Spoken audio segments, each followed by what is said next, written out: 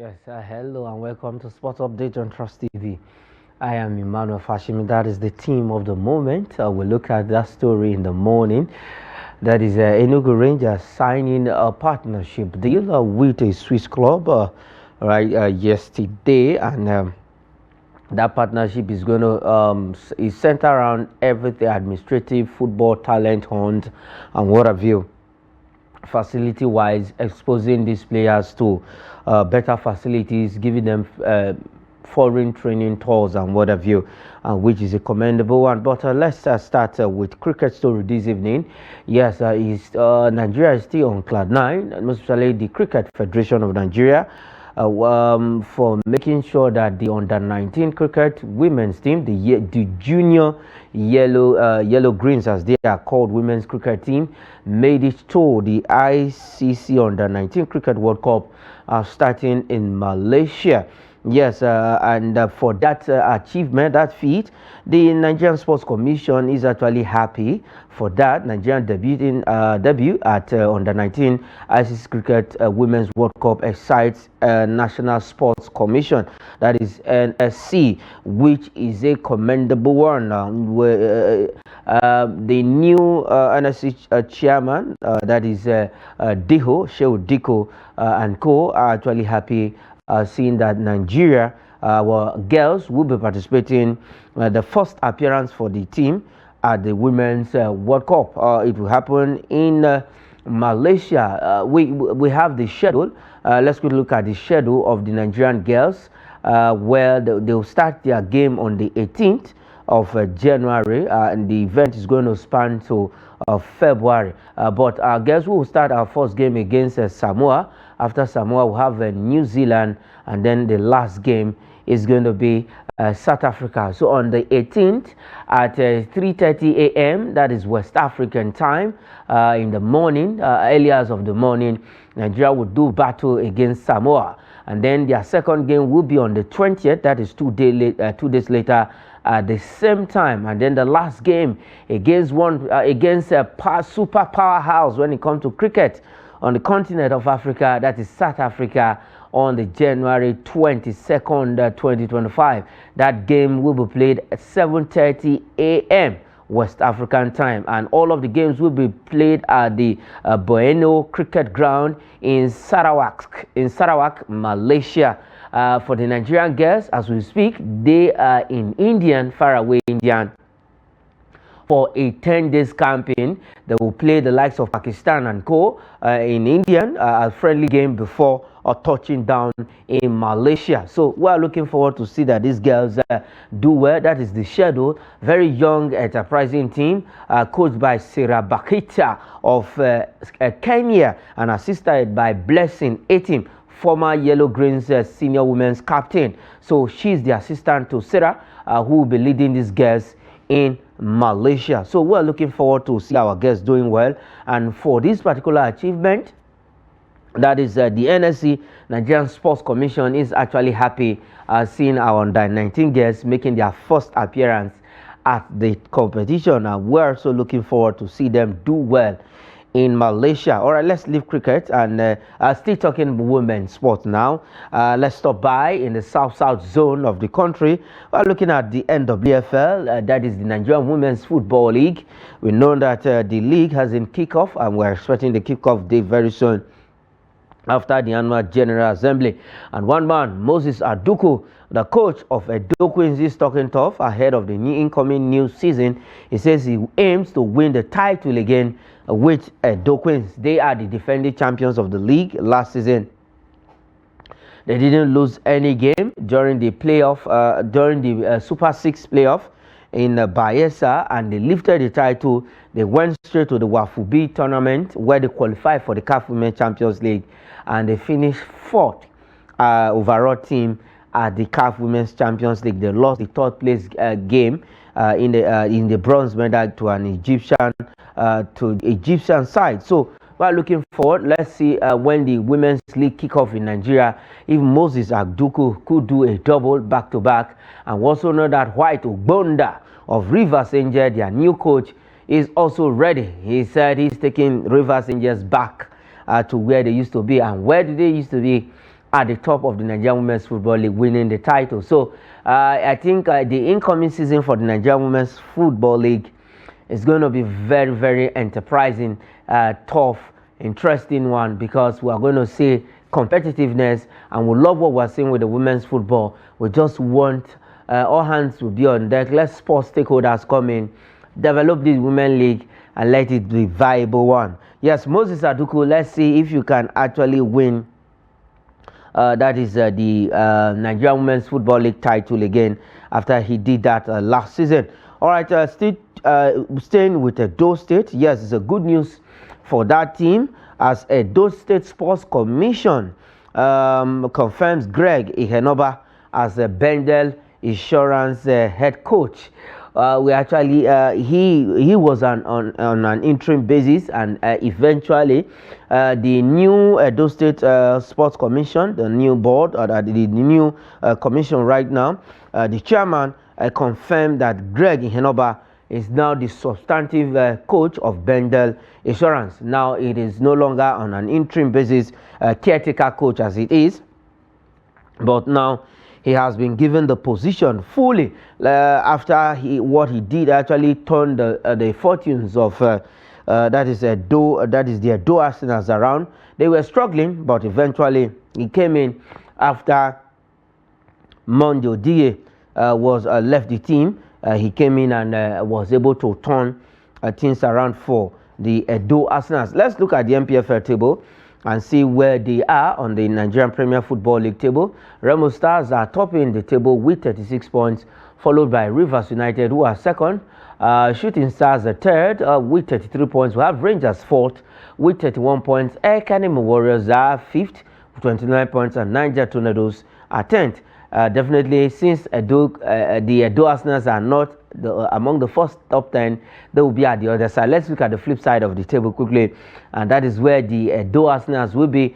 They are now occupying 15th position. Surprisingly, they push up from the relegation zone. They are now 15, having 21 points and -3 goal difference. Bayelsa United leading the charge, and Nasarawa United occupying the last position in the Nigerian Premier Football League table after 19 games, having 19 points. So for the Edo Arsenals, that is Bendel Insurance, let's see what Greg Enyimba will do at the end of the season. Maybe sustain them in the league, or probably finishing in the top 10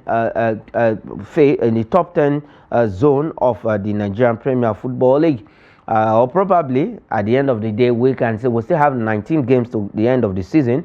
If they can win all of their 19 games, then we should be looking at Bendel Insurance winning the title.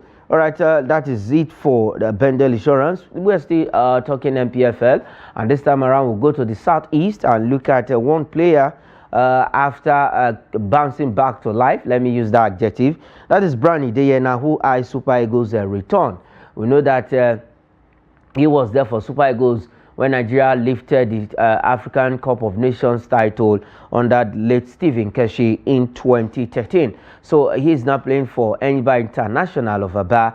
Now he's eyeing a return after scoring back-to-back. He scored in the CAF Confederations Cup for Enyimba during the defeat of the Black Bulls of Maputo 4-1 that game ended, and then he also scored in the game, the outstanding game against Nasarawa United at their home ground in Aba. So he's looking forward to maybe if he can get a Super Eagles call-up, return to the team, where we now have hot strikers like the Victor Osimhen, the Victor Boniface. We have Ademola Lookman, Samuel Chukwueze and co holding their own down in the fold of the Super Eagles. Can he really displace these guys up front and get a chance of still putting on that green and white jersey for a country that has 200 million plus spectators, football fans all over the country?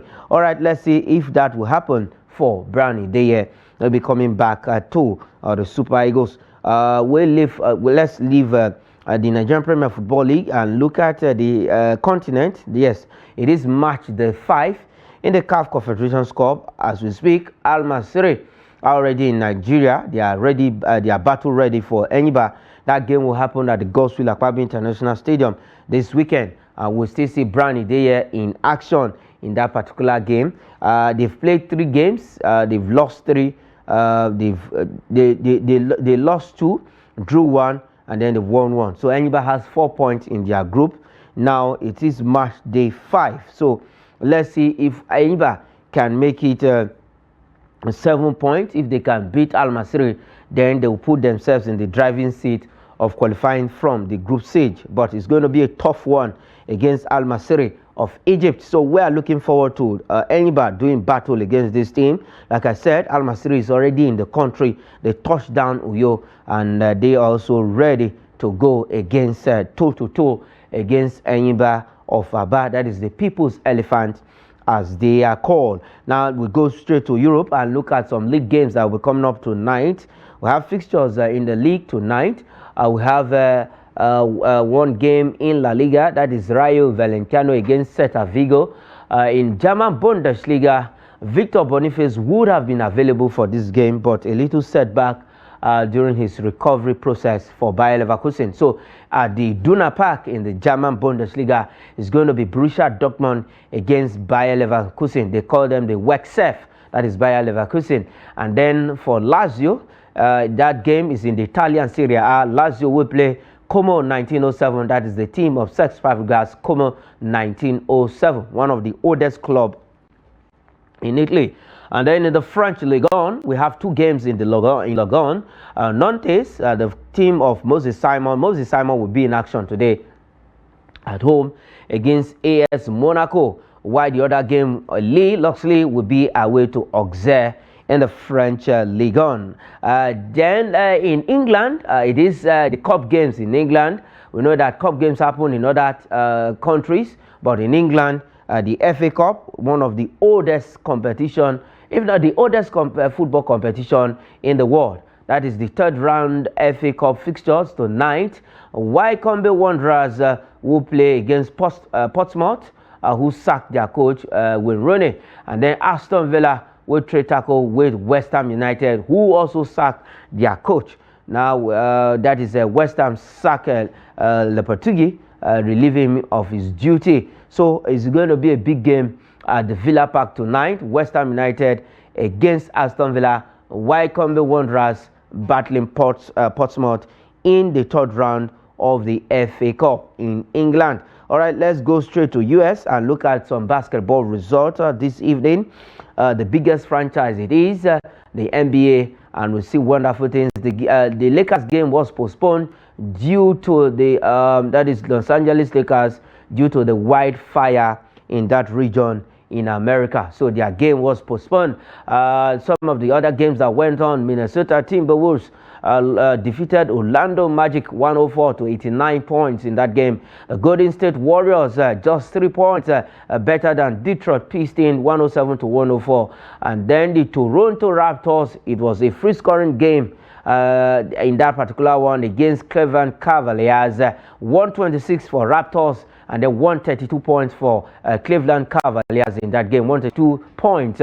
And then the Portland Trail Blazers lost to Dallas Mavericks by 6 points, 111 points for Blazers, and then 117 for Dallas. And then the Houston Rockets, also a very tight one against the Memphis Grizzlies, 119 for Houston Rockets. And then for Memphis Grizzlies is 115 points for them. They lost that game by 4 points.